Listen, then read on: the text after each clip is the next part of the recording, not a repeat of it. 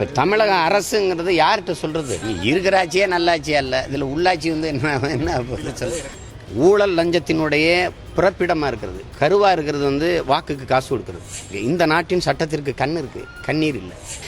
சின்னங்களை பார்த்து வாக்கு செலுத்துகிற முறையை தளர்த்தணும்.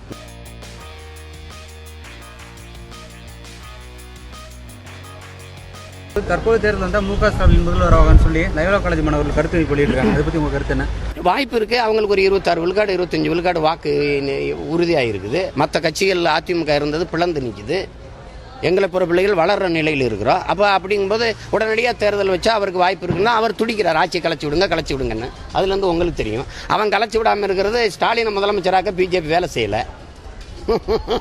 அதனால் விட்டு அவரை விட்டுறதுக்கு இல்லை, இப்போ வேற ஆளை இறக்கணும். அதுதான் ரஜினிகாந்த் இறக்கி பார்க்குது. எல்லா வித்தையும் நடக்குங்க. ரஜினிகாந்த் அரசியலுக்கு வரேன்னு சொல்லி ஏமாத்திட்டு இருக்கிறாரு. அதை பற்றி உங்கள் கருத்து? இந்த கருத்தை எவ்வளோ நாளைக்கு இழுப்பீங்க?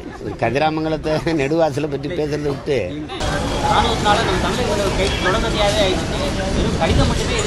அது வரும், கைது பண்ணிகிட்டே இருப்பான். நாங்கள் வந்து முதலமைச்சர் நாற்காலியில் உட்கார்ற வரை கைது பண்ணுவான், வந்ததுக்கப்புறம் கைது பண்ண மாட்டான். நீங்கள் உட்காரக்கூடிய காலம் இப்போ நீங்கள் எல்லாம் வேகமாக வேலை செய்யுங்க. ரஜினி வர்றாரு, அவர் வர்றாருன்னு சொல்லாமல் இந்த சீமான் வர்றாரு போகிறாருன்னு. என்னைக்காவது ஒரு நாள் எங்கள் அப்பா நல்ல கண்ணு இறங்கி வானூர்தி நிலையத்தில் வரும்போது என்னைக்கு பேட்டி கேட்குறீங்களோ, அவர் வானூர்தியில் வரமாட்டார், தொடர் வண்டி நிலையத்தில் பேருந்தில் வந்து இறங்கும்போது எடுத்து என்னைக்கு போடுறீங்களோ அன்னைக்கு நல்ல அரசியல் பிறந்துடும், நல்ல ஆட்சி மலர்ந்துடும், நாடும் மக்களும் நிம்மதியாக இருப்பான். இருக்கிற ஆட்சியே நல்லாட்சியா இல்லை, இதில் உள்ளாட்சி வந்து என்ன சொல் கிடைக்காதனால தான் தள்ளி போடுறாங்க அப்படின்ற ஒரு தகவல். இது கிடைச்சாலுமே இது அவங்க என்ன செய்ய போகிறாங்க? இப்போ இந்த உள்ளாட்சி வச்சு என்ன நடக்க போகுது? ஆர்கே நகர் ஒரு தொகுதியிலே தேர்தல் நடத்த முடியாதுன்னு தேர்தல் ஆணையமே பின்னடையுது. அது ஜனநாயக தோல்வி தானே. நடத்தினா இல்லை அது சரியான முறையில் நடத்துறதுக்கு வாய்ப்பே இல்லை அப்படின்னா அது யாரோட தோல்வி? ஜனநாயகத்தின் தோல்வி, தேர்தல் ஆணையத்தின் தோல்வி. அப்போ அது வந்து உள்ளாட்சி தேர்தலை நடத்துறதுக்கு இந்த அரசு பயப்படுது. இன்றைக்கி இருக்கிற சூழலில் 4 அணியாக இருக்குது அதிமுக.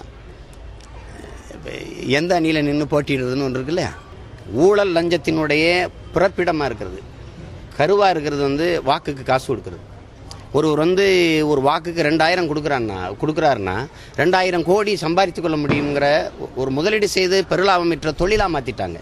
அப்போ அந்த இடத்துல அதை ஒழிக்காமல் நேர்மையான அரசியலை, தூய அரசை கட்டியமைக்க முடியாது.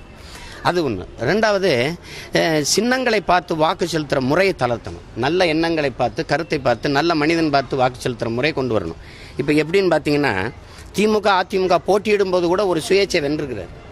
அது காரணம் என்னவாக இருக்கும்னு நினைக்கிறீங்க? இங்கே சின்ன இல்லை, அந்த தொகுதியில் இருந்த நல்ல மனிதன் அப்படின்னு ஒரு நல்லவருங்கிறதுல வென்றிருப்பாங்க. நீங்கள் நிறைய பார்த்துருக்கீங்க இங்கேயே. அதனால 60 வருஷமாக ஒரு சின்னம் வச்சுருக்க ஒரு கட்சி, 45 வருஷமாக ஒரு சின்னம் வச்சுருக்க ஒரு கட்சி, 4 நாளைக்கு முன்னாடி சின்னம் பெற்ற நான், எல்லாரும் ஒரே கோட்டில் ஓடணும்னா இது சரியான முழுமையான ஜனநாயகமாக இல்லை அப்படிங்கிறது என்னுடைய கருத்து. அதனால் அமெரிக்கா போல் ஒவ்வொரு தேர்தலுக்கும் புதுசாக எண்களை கொடுக்குறாங்க.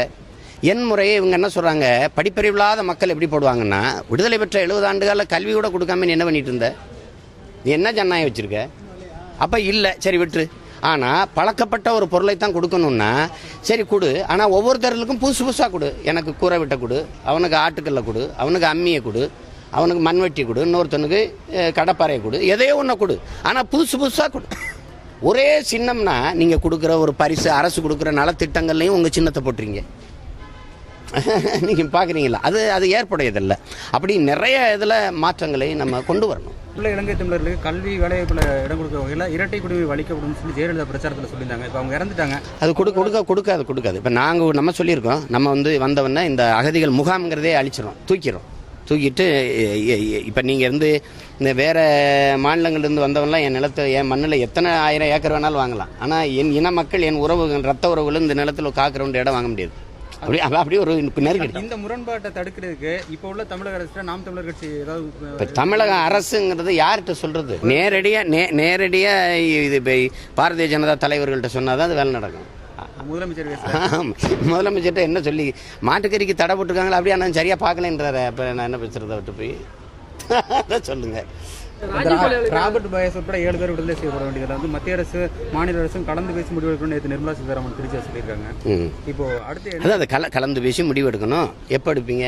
காவிரி மேலாண் வாரியத்துக்கு எடுத்த மாதிரி எடுப்பீங்களா? இது ஒரு 4 நூற்றாண்டு கால கண்ணீர், கவலை தோய்ந்த ஒரு பயணம், காயம் தோய்ந்த ஒரு பயணம் அது. இதில் என் தம்பி இப்போ ராபர்ட் பயாஸ் வந்து என்னை கருணை கொலை செஞ்சிருங்கன்னு சொல்கிறான்னா அவனுடைய உயிர் வலியை நம்ம புரிஞ்சுக்கணும். இப்போ எங்கள் அப்பா முடியாமல் இருக்கிறாரு, பிறருடைய எங்கள் அப்பா. அப்போ அவன் வந்து ஒரு தடவை அப்பாவை பார்க்கணுன்னா அதுக்கு ஒரு பிறவல் விடுப்பு தான் கேட்குறான். அந்த விடுப்பை கொடுக்கறதுல என்ன பெரிய சிரமம் வந்துட போகுது.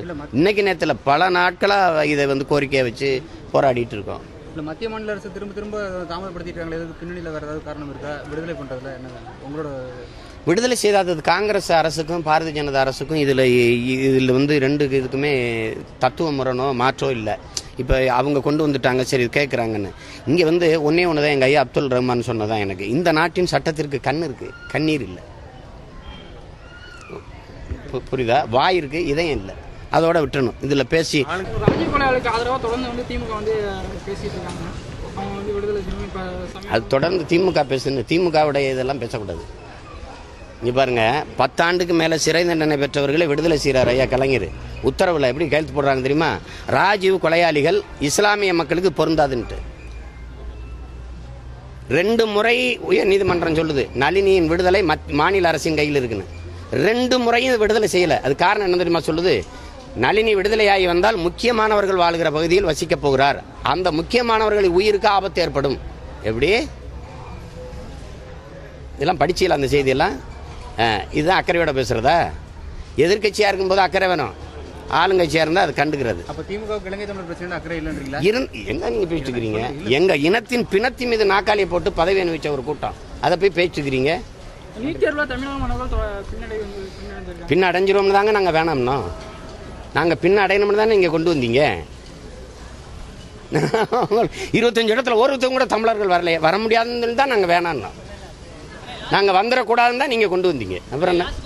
உலகமெங்கும் பரவி இருக்கும் தமிழ் நெஞ்சங்களே, உங்கள் பகுதிகளில் நடக்கும் நிகழ்வுகள், போராட்டங்கள், பிரச்சனைகள், அதிகாரிகளின் அலட்சியத்தால் புறக்கணிக்கப்பட்டுள்ள திட்டங்கள், லஞ்ச புகார்கள் மற்றும் சமூக அவலங்களை இந்த உலகிற்கு வெளிச்சம் போட்டு காட்ட விரும்புகிறீர்களா? உங்கள் செல்போன் மூலமோ அல்லது தங்களிடம் இருக்கும் கேமரா மூலமாகவோ பிரச்சனைகளை வீடியோவாக பதிவு செய்து எங்களுக்கு அனுப்புங்கள். உங்கள் பகுதி பிரச்சனைகளை உலகுக்கு வெளிச்சப்படுத்தி அப்பிரச்சனைகள் நீங்க வழி செய்வதுடன் உங்களுக்குரிய சன்மானத்தையும் வழங்குகிறோம்.